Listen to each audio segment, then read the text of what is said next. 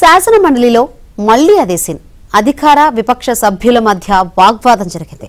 గత ప్రభుత్వ దోపిడీపై కూటమి సభ్యులు నిలదీయడంతో వైసీపీ సభ్యులు వాకౌట్ చేశారు. మద్యం భూ ఆక్రమణలపై మండలిలో చర్చ జరిగింది.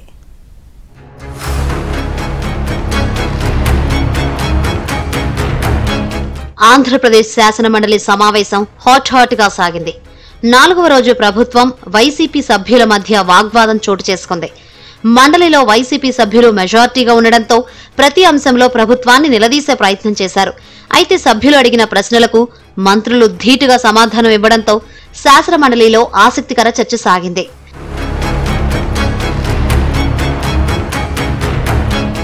ఏపీలో వైద్య కళాశాలల నిర్మాణంపై శాసన మండలిలో దుమారం రేగింది. వైద్య కళాశాలల నిర్మాణ విషయంలో నాటి సీఎం జగన్ పక్షపాతం చూపారని వైద్య ఆరోగ్య శాఖ మంత్రి సత్యకుమార్ ఆరోపించారు. పులివెందుల కాలేజీకి తప్ప మిగతా ఏ కళాశాల నిర్మాణానికి సరిపడా నిధులివ్వలేదన్నారు. అధ్యాపకులకు మౌలిక సదుపాయాలు కల్పించకపోవడం వల్లే ఈ ఏడాది వైద్య కళాశాలల నిర్వహణకు జాతీయ వైద్య మండలి అనుమతి ఇవ్వలేదని ఆరోపించారు. దీనంతటికీ కారణమైన జగన్ ఇప్పుడు కూటమి ప్రభుత్వాన్ని నిందిస్తున్నారని సత్యకుమార్ మండిపడ్డారు. ఏడాదిలో తాడేపల్లి ప్యాలెస్ నిర్మించుకున్న జగన్ వైద్య కళాశాలలు పూర్తి చేయలేకపోయారని దుయ్యబట్టారు.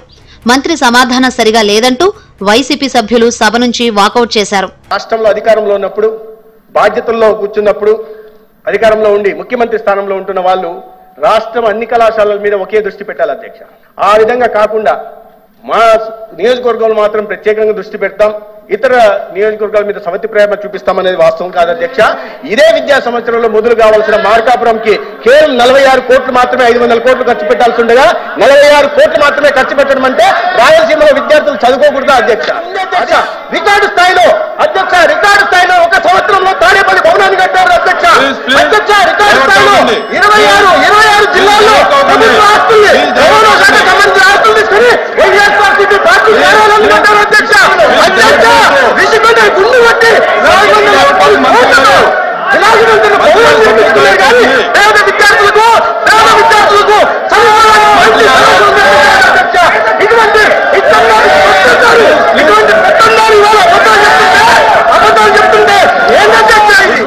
వైసీపీ ప్రభుత్వంలో 13.59 లక్షల ఎకరాలు ఫ్రీ హోల్డ్ చేశారని మంత్రి అనగాని సత్యప్రసాద్ శాసన మండలిలో విమర్శించారు. గత ప్రభుత్వంలో 25,000 ఎకరాల భూమి అమ్మకాలు, రిజిస్ట్రేషన్లు జరిగాయన్నారు. నిబంధనలకు విరుద్ధంగా 7,837 ఎకరాల్లో అక్రమాలు జరిగాయని, భూ కబ్జాలు అరికట్టేందుకు ల్యాండ్ గ్రాబింగ్ చట్టం తెస్తున్నామన్నారు. భూ కబ్జాలకు పాల్పడిన వారికి 10 నుంచి 14 ఏళ్లు శిక్ష పడేలా కొత్త చట్టం ఉంటుందని సభలో స్పష్టం చేశారు. భూ కబ్జాదారుల గుండెల్లో దడ పుట్టించేలా శిక్షలు ఉంటాయని హెచ్చరించారు. పేదల భూములు అన్యాక్రాంతం కాకూడదనే కొత్త చట్టం తీసుకొస్తున్నామన్నారు.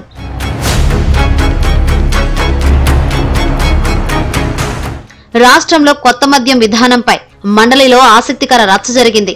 వైసీపీ ప్రభుత్వంలో మద్యం షాపులు తగ్గిస్తే కూటమి ప్రభుత్వం విచ్చలవిడిగా మద్యం షాపులు పెంచిందని దువ్వాడ శ్రీనివాస్ ఆరోపించారు. కూటమి ప్రభుత్వం మద్యం దుకాణాలను పెంచలేదని మంత్రి కొల్లు రవీంద్ర వివరణించారు. గతంలో కల్తీ మద్యం తాగి ప్రజలు ప్రాణాలు పోగొట్టుకున్నారని ఆవేదన వ్యక్తం చేశారు. కూటమి ప్రభుత్వం వచ్చాక పారదర్శకంగా మద్యం దుకాణాలు కేటాయించామని, గత ప్రభుత్వంలో 18,000 కోట్ల అవినీతి జరిగిందన్నారు. గత ప్రభుత్వ మద్యం అక్రమాలపై సిఐడి విచారణ జరుపుతామని, అక్రమార్కులందరిపైన చర్యలు తీసుకుంటామని కొల్లు రవీంద్ర హెచ్చరించారు. మద్యం అమ్మకాలు చేస్తుంటే ఆ విధానాన్ని మార్చి నేను ప్రశ్నిస్తున్నాను అధ్యక్ష, నేను ప్రశ్నిస్తున్నాను వినాలా? ఆ విధానాన్ని మార్చి మళ్ళీ 3,338 షాపులు అంటే 467 షాపులు పెంచి ఈరోజు మీరు టెండర్స్ ఇచ్చారు. టెండర్స్ ఇచ్చే విధానంలో భయంకరంగా రౌడీజం జరిగింది అధ్యక్ష, గూండాయిజం జరిగింది. ఆ రోజున 20 డిస్టరీస్ ఉంటే మాట్లాడండి. 20 డిస్టరీస్ నేను చెప్పాను, మీరు అన్నారు కాబట్టి చెప్పండి. మంత్రి గారు చెప్పిన తర్వాత అడగండి, చెప్పిన తర్వాత మళ్ళీ అడగండి, చెప్పిన తర్వాత అడగండి. ప్లీజ్ కూర్చోండి, ప్లీజ్. ఆ రోజున వాళ్ళే తగ్గించి రేట్లు కూడా 3 రెట్లు పెంచేశారు అధ్యక్ష. విపరీతంగా రేట్లు పెంచేసి దాని ద్వారా ప్రజలు దోచుకోవాలని చూశారు. డిస్టరీస్ కైవసం చేసుకున్నారు. మరోవైపు రాష్ట్రంలో అమలవుతున్న దీపం 2 పథకంపై మండలిలో చర్చ జరిగింది. కూటమి సూపర్ 6 పథకాలలో భాగంగా ఉచిత గ్యాస్ సిలిండర్ల పంపిణీలో మోసం జరిగిందని వైసీపీ సభ్యురాలు వరదు కళ్యాణి ఆరోపించడంతో మంత్రి నాదెండ్ల మనోహర్ ఉచిత గ్యాస్ సిలిండర్ పథకాన్ని సభలో లెక్కలతో సహా సమాధానమిచ్చారు. రాష్ట్రంలో అర్హులైన ప్రతి ఒక్కరికి దీపం పథకం కింద ఉచిత గ్యాస్ సిలిండర్లు ఇస్తామని స్పష్టం చేశారు.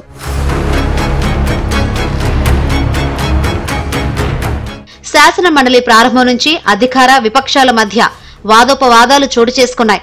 చైర్మన్ మండలిని సోమవారానికి వాయిదా వేశారు.